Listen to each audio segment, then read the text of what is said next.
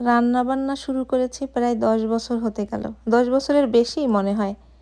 কিন্তু এখন পর্যন্ত বাসায় গেস্ট আসলে তাদের জন্য কোনো স্পেশাল কিছু রান্না করলে আমার মনের মধ্যে অস্থির হয়ে যায় একদম নতুন রাঁধুনিদের মতো। মনে হয় যে এটা আসলে কি ঠিক হবে কিনা, খেতে পারবে কিনা, এটা মিষ্টি হলো কিনা বা লবণ হলো কিনা। আর আমি খুবই কনফিউশনে থাকি।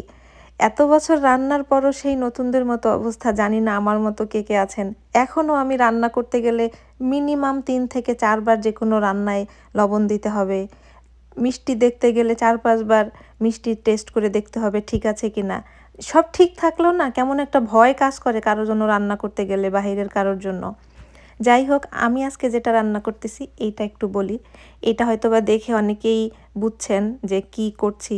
যারা মিষ্টি আইটেম পছন্দ করে তাদের জন্য একটা সুপার ডুপার ইয়াম্মি খাবার হচ্ছে এই নবাবী সেমাইটা।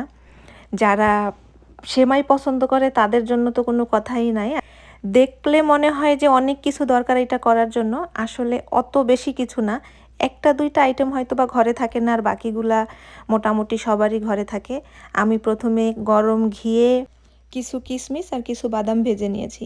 ওই একই ঘিয়ের ভিতরে 300 গ্রামের মতো লাচ্চা সেমাই দিয়ে ওর ভিতরে দিয়েছি 1/2 কাপ গুঁড়া দুধ, 1/2 কাপ চিনি। তারপরে সবগুলো একসাথে 4-5 মিনিটের মতো একটু ভেজে নিয়েছি। যে বাটিতে সেমাই রাখবো ওই বাটিতে ভাজা সেমাইয়ের অর্ধেকটার বেশি আমি নিচে দিয়ে রেখেছি, আর কিছু সেমাই রেখেছিলাম ক্রিমের উপরে দেওয়ার জন্য। তারপরে ক্রিম তৈরির জন্য দুধ আগে জাল দিয়ে নিয়ে ঠান্ডা দুধের ভিতরে 1/2 কাপ গুঁড়া দুধ, 1/2 cup cream, 1/2 cup condensed milk আর 1/2 কাপ এর মতো কাস্টার্ড পাউডার দিয়ে আমি একটু নেড়ে জাল দিয়ে নিয়েছি। যেহেতু কাস্টার্ড পাউডার থাকে ওইটা জাল দিলে কিছু সময়ের ভিতরেই একদম বেশি ঘন হতে থাকে। অনেক বেশি ঘন করা যাবে না, তাহলে এই সেমাইয়ের ভিতরে ক্রিমটা খুব একটা ভালো যাবে না।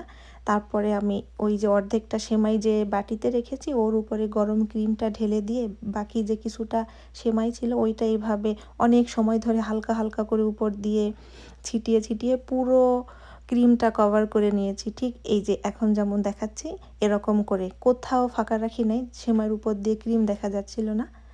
এরপরে হচ্ছে প্রথমে ভেজে রাখা কিশমিশ আর বাদামগুলো পুরো সেমাইয়ের উপর দিয়ে এইভাবে ছিটিয়ে দিয়েছি। দেখতেও যেমন ভালো লাগতেছে, আর সেমাই যখন খাওয়া হবে তখন সেমাইয়ের সাথে এই কিশমিশ আর বাদামটা মুখে পড়লে খুবই ভালো লাগে।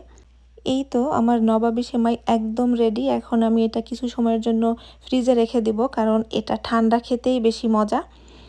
আর আমার কিন্তু সেমাই খুব পছন্দ, সেমাইয়ের যে কোনো আইটেম আমি খুব পছন্দ করি।